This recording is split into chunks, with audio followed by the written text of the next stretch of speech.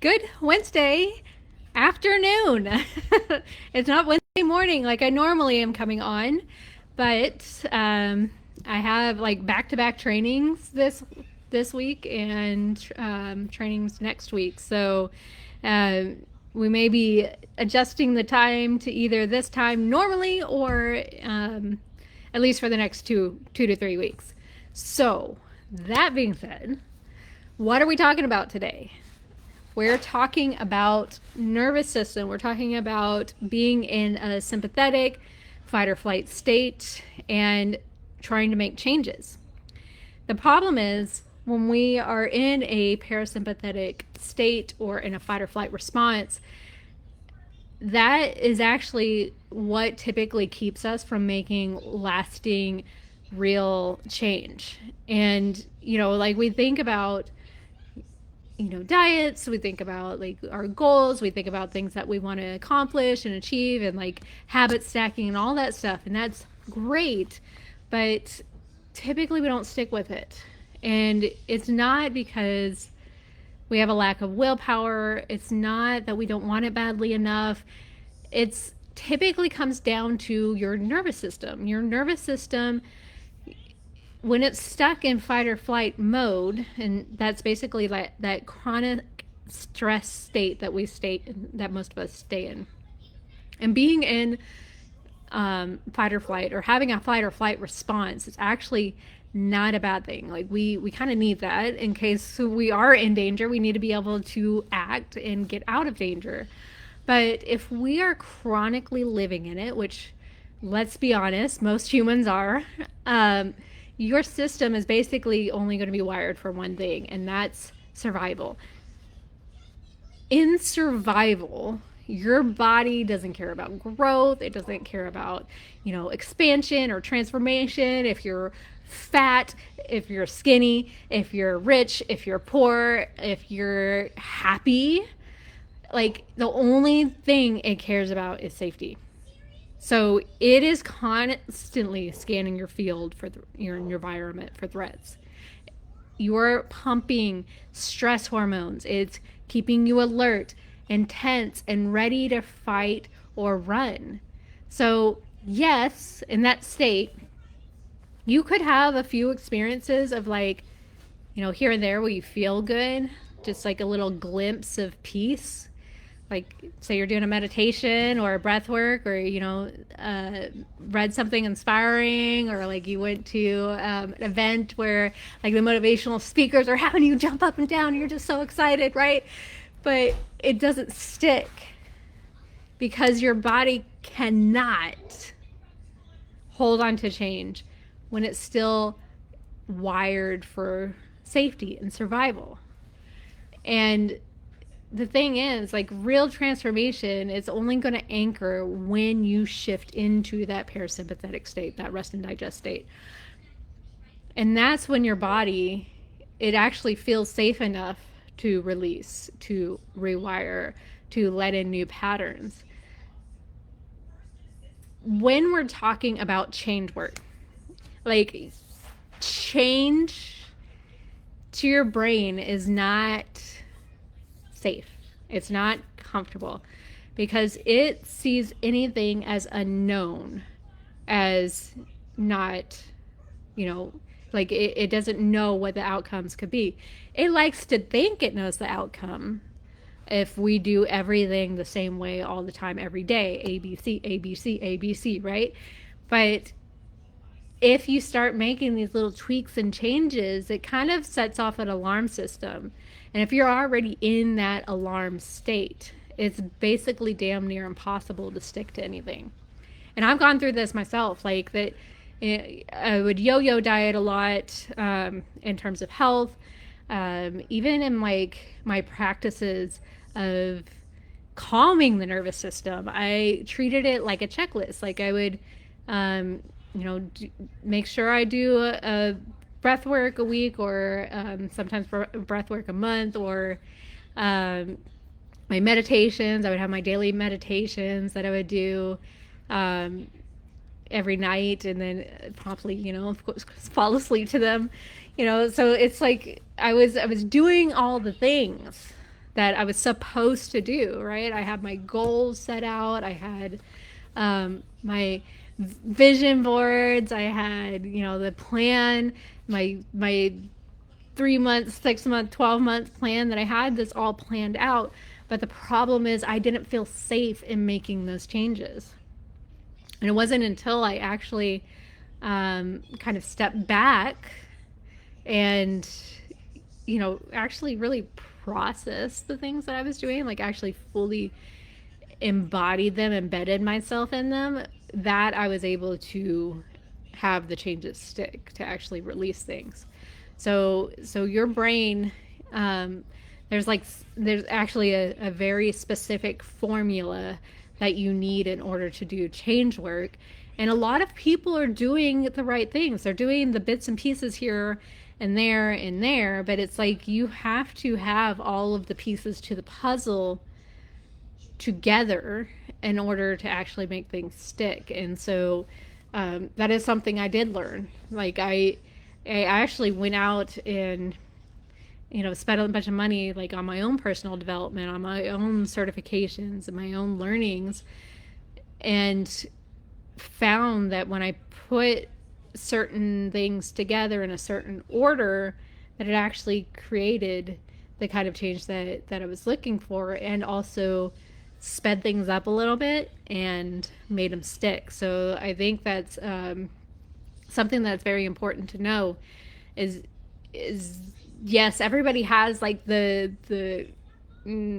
secret sauce to success, the golden ticket, right? Like the thing that they want to sell you on, right? And that's great. They are all tools, and some tools you can put together to make small incremental transformations, but it's like until you actually have the specific formula of what things to put together and in what order, it's kind of like a miracle if you actually make a change in a certain amount of time. And that's not to say that people don't make changes. Like, there's people that will use willpower, but it's like we see a lot of people that do a lot of this like roller coaster type of things. Like we see right now, like Biggest Loser is really, really big right now. There's a recent documentary that just came out on the maybe like inhumane conditions that some of these contestants went through in order to get down to a lower body weight. And so, like you can get results. Like what I'm saying is you can get results, but if your brain is not wired into that new identity, wired into that new state, then essentially you will drop right back. And like the thing too with The Biggest Loser, like it's the way that they had people lose weight wasn't exactly the way that you would want to if you wanted to make lasting change either. But yeah, that's just an example. Like that's with anything. So that's all to say, your brain is going to hold on to things that feel safe for it in this moment, because again, it believes that it knows the formula. It knows more than likely an outcome of this formula that it's been running since birth or since childhood.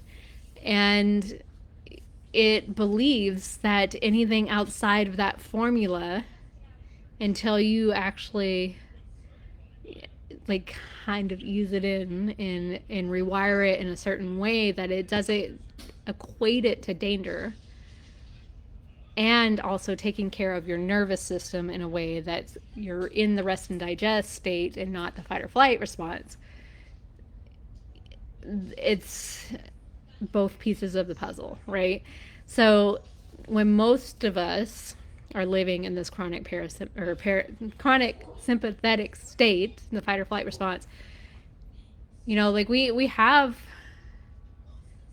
we've built our society because, like, again, like we came from ancestors that would meditate and breathe and like um, pray to the gods of the like certain things and like base things off of the moon, and like they had things really figured out. And it's funny because it's like we got so far off of that, and now it's almost like we're kind of slingshotting back into that and finding out that the things that our ancestors, the things that, you know, tribes and people from like way back when were doing is actually the secret sauce to becoming enlightened and conscious and, you know, super spiritual. So right now, we're kind of like at this turning point where we're starting to kind of come full circle, where we're getting back to those things that made such a difference. But we've built our society on this, you know, very fight or flight way, very masculine, very push, very go, go, go, like sleep when you're dead, work your ass off, and then, you know, not even be able to enjoy retirement because you're so freaking sick and dead tired. And like we have all these notifications and all of the pressures and like no work life balance and the news cycles and the financial cycles and stress and parenting and work. It's like we're keeping our bodies braced for the next hit. Like we're expecting to constantly be in this cycle. And that's exactly why we can feel like we're taking one step forward and then two steps back. So again, if you want to create change and you want it to last, you don't start with the doing, the checkbox, the list, like I did this and this and this and this, give me a pat on the back, right? Like you start with the nervous system, with practices that regulate. And again, that's, you know, meditation, breathing, gratitude's like a beautiful one. I like to do, you know, saunas and salt baths and, you know, listening to binaural beats and, you know, like these are all things that start to bring you back into a calm, safe, present state. And so once your body actually starts to feel safe, then your subconscious opens.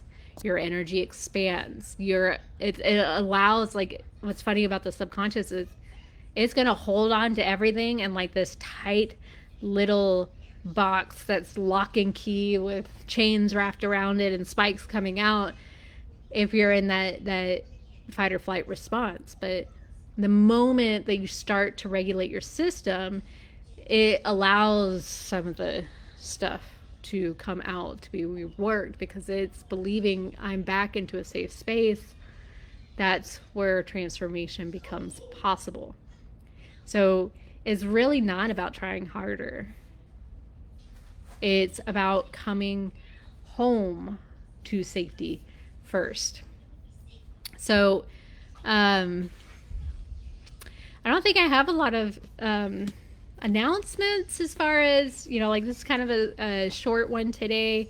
I do have to pick up a child in like 10 minutes here, but I am loving, like, can I just say that I'm really loving that I can go get my kids from school every day.